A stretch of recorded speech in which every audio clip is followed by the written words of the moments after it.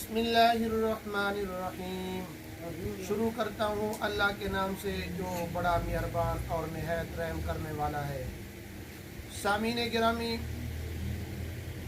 جس آدمی کا وزن بڑھ رہا ہو تو اس کے وزن کو کم کرنے کا آج میں آپ کو وظیفہ بتاتا ہوں۔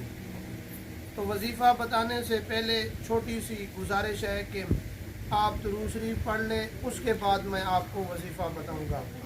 اللہم صلی علی محمد وعلی آل محمد کما صلیت علی ابراہیم وعلی آل ابراہیم انک حمید مجید۔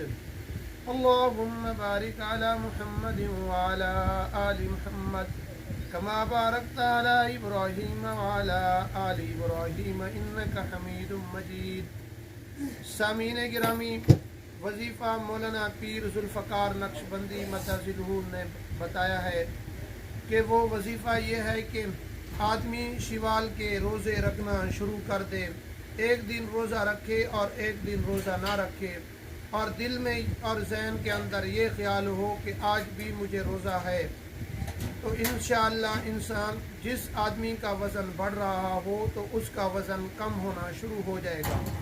وما علینا الا البلاغ المبین۔